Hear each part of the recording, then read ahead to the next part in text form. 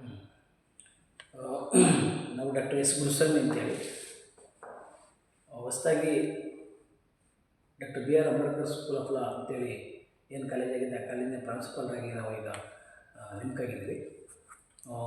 ಇದು ಹೊಸದಾಗಿ ಮೈಸೂರಿನಲ್ಲಿ ಸ್ಥಾಪಿತವಾಗಿರುವಂಥ ಕಾಲೇಜು. ಆ, ನನಗೆ ನನ್ನ ಕಿರುಪರಿಚಯವಾದ ವಿದ್ಯಾಭ್ಯಾಸದ ಹಿನ್ನೆಲೆ ಅಂತ ಹೇಳೋದಾದರೆ, ನಾನು MA, LLM, PhD ಮತ್ತು PDF ಅಂದರೆ ಎಲ್ಲ ಪದವಿಗಳಲ್ಲಿ ಅತ್ಯುನ್ನತ ಪದವಿಯಾದಂಥ PhD ಪದವಿ ಪಡೆದಿದ್ದೀನಿ. ಮತ್ತು LLM ಡಿಗ್ರಿನೂ ಕೂಡ ಮೈಸೂರು ವಿಶ್ವವಿದ್ಯಾಲಯದಲ್ಲಿ ಪಡೆದಿದ್ದೀನಿ. ನನಗೆ 22 ವರ್ಷಗಳ ಬೋಧನಾ ಅನುಭವ ಇದೆ. ಸೊ ಈ ಹಿನ್ನೆಲೆಯಲ್ಲಿ ನಾನು ವಕೀಲನಾಗಿ ಮತ್ತು ಕಾನೂನು ಕಾಲೇಜಿನ ಉಪನ್ಯಾಸಕನಾಗಿ ಪ್ರಸ್ತುತ ನಮ್ಮ ಕರ್ನಾಟಕ ಪೊಲೀಸ್ ಅಕಾಡೆಮಿ ಅಲ್ಲಿ ರೀಡರಾಗಿ ನಾನು ಕೆಲಸ ಮಾಡ್ತಾಯಿದ್ದೀನಿ. ಈ ಹಿನ್ನೆಲೆಯಲ್ಲಿ ಈ ಕಾಲೇಜಿಗೆ ನನ್ನ ಪ್ರಾಂಶುಪಾಲರಾಗಿ ನೇಮಕ ಮಾಡೋದು ಭಾಳ ಸಂತೋಷದಾಯಕ ಸಂಗತಿ. ಅದರಲ್ಲೂ ಪ್ರಮುಖವಾಗಿ B R Ambedkar school of law ಅಂತೇಳಿ ಏನು ಹೊಸದಾಗಿ ಮಾಡಿದ್ದಾರೆ ಬಾಬಾ ಸಾಹೇಬ್ರ ಅಂಬೇಡ್ಕರ್ ಅವರ ಹೆಸರಿನಲ್ಲಿ. ಇದು ಕಾನೂನು ಶಿಕ್ಷಣವನ್ನು ನೀಡುವಂಥ ಒಂದು ಪ್ರಮುಖ ಸಂಸ್ಥೆಯಾಗಿ ಇದನ್ನು ಸ್ಥಾಪನೆ ಮಾಡಿದ್ದಾರೆ. ಸೊ ಇದು ಎಲ್ಲ ಈಗ ಬಾರ್ ಕೌನ್ಸಿಲ್ ಆಫ್ ಇಂಡಿಯಾ ಆಗ್ಬೋದು, ಅಥವಾ ಕರ್ನಾಟಕ ರಾಜ್ಯ ಸರ್ಕಾರ ಘನ ಸರ್ಕಾರ ಆಗ್ಬೋದು, ಅಥವಾ ಕರ್ನಾಟಕ ರಾಜ್ಯ ಮುಕ್ತ ವಿಶ್ವವಿದ್ಯಾಲಯ ರಾಜ್ಯ ಕಾನೂನು ವಿಶ್ವವಿದ್ಯಾಲಯದ ಸಂಯೋಜನೆ ಪಡೆದು ಇದು ಕಾನೂನುಬದ್ಧವಾಗಿ ಒಂದು ಸ್ಥಾಪಿತವಿರುವಂಥ ಒಂದು ಕಾನೂನು ಕಾಲೇಜಾಗಿದೆ. ಮೈಸೂರಿನಲ್ಲಿ ಪ್ರಮುಖವಾಗಿ ಭಾಳ ಹಿಂದುಳಿದವರಿಗೆ ಆರ್ಥಿಕವಾಗಿ ಸಂಕಷ್ಟವಿರುವಂಥ ಕುಟುಂಬದ ಮಕ್ಕಳುಗಳಿಗೆ ಇದು ವಿದ್ಯಾಭ್ಯಾಸ ಕೊಡಬೇಕು. ಮತ್ತು ಪ್ರಮುಖವಾಗಿ ಈ ಗ್ರಾಮೀಣ ಪ್ರದೇಶದಲ್ಲಿ ಹಿಂದುಳಿದಿರುವಂಥ ವಿದ್ಯಾರ್ಥಿಗಳಿಗೆ ಕಾನೂನು ಶಿಕ್ಷಣದ ಬಗ್ಗೆ ಒತ್ತು ಕೊಟ್ಟು ಅವರಿಗೆ ಅರಿವು ಮೂಡಿಸಬೇಕು ಮತ್ತು ಕಾನೂನು ಶಿಕ್ಷಣ ನೀಡಬೇಕು ಅನ್ನುವಂಥ ಉದ್ದೇಶ ಇಟ್ಕೊಂಡು ಇದೊಂದು ಸ್ಥಾಪನೆ ಮಾಡಿರುವಂಥ ಕಾಲೇಜಾಗಿದೆ. ಸೊ ಈ ಕಾಲೇಜಿನ ಭಾಳ ಅತ್ಯುನ್ನತ ಮಟ್ಟಕ್ಕೆ ಕೊಂಡೋಗುವಂಥ ಎಲ್ಲ ಅರ್ಹತೆಗಳನ್ನಂಥ ಉಪನ್ಯಾಸಕರು, ಇಲ್ಲಿ ನುರಿತ ಉಪನ್ಯಾಸಕರು ಕೂಡ ನೇಮಕ ಮಾಡಿದ್ದಾರೆ. ಮತ್ತು ನಮ್ಮ ಆಡಳಿತ ಮಂಡಳಿ ಅದರಲ್ಲಿ ಪ್ರಮುಖವಾಗಿ ಅಧ್ಯಕ್ಷರಂಥ ರಾಮಣ್ಣವರು ಮತ್ತು ಇತರೆ ಎಲ್ಲ ಆಡಳಿತ ಮಂಡಳಿಯವರು ಕೂಡ ಈ ಒಂದು ಸಂಸ್ಥೆ ತಪ್ಪಲಿಕ್ಕೆ ಭಾಳ ಶ್ರಮಪಟ್ಟು ಒಂದು ಅಂಬೇಡ್ಕರ್ ಆಶಯ ಗುರಿಗಳನ್ನ ಈಡೇರಿಸಬೇಕಂತ ದೃಷ್ಟಿಯಿಂದ ಈ ಒಂದು ಕಾನೂನು ಕಾಲೇಜನ್ನ ಮಾಡಿರುವಂಥದ್ದು. ಸೊ ಇದು ಭಾಳ ವರ್ಷದಾಯಕವಾದಂಥ ಸಂಗತಿ ಮತ್ತು ಭಾಳ ಸಂತೋಷವಾದಂಥ ಸಂಗತಿಯಾಗಿದೆ. ಸೊ ಈ ಹಿನ್ನೆಲೆಯಲ್ಲಿ ನಾವು ಮೈಸೂರಿನ ಭಾಗದಲ್ಲಿ ಪ್ರಮುಖವಾಗಿ ಎಲ್ಲ ಕಾಲೇಜುಗಳಂತೆ ನಮ್ಮ ಕಾಲೇಜುಗಳು ಕೂಡ ಉನ್ನತ ಮಟ್ಟಕ್ಕೆ ಕಾನೂನು ಶಿಕ್ಷಣ ನೀಡಬೇಕು ಅಂಥೇಳಿ ನಾವೆಲ್ಲ ಕಂಕಣಬದ್ಧರಾಗಿದ್ದೇವೆ.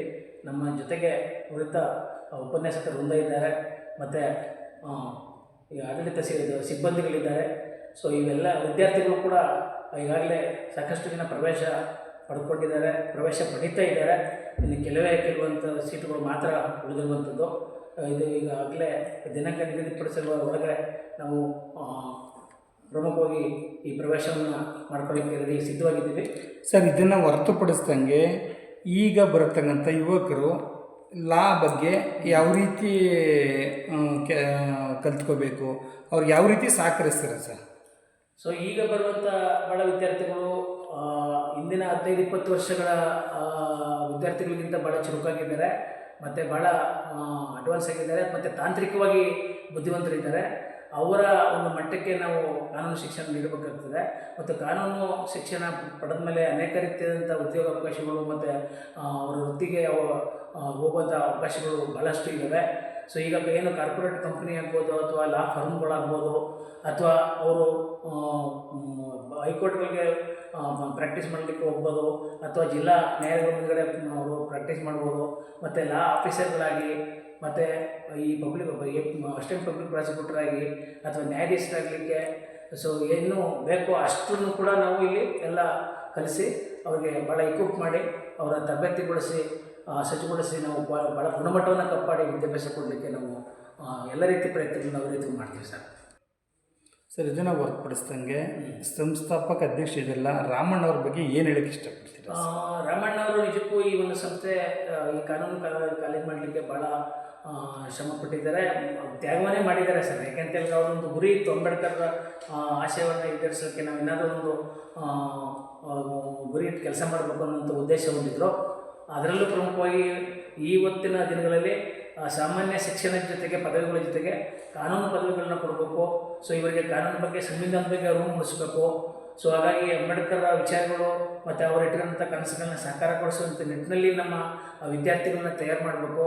ಮತ್ತು ಅವರು ಎಲ್ಲ ಕ್ಷೇತ್ರಗಳಲ್ಲೂ ಕೂಡ ಪ್ರವೇಶ ಪಡೆಯುವಂಥ ಒಂದು ಗುಣಮಟ್ಟ ಕಾನೂನು ಶಿಕ್ಷಣ ನೀಡಬೇಕು ಅನ್ನುವಂಥದ್ದು ಅವರ ಭಾಳ ಆಸೆಯಾಗಿತ್ತು.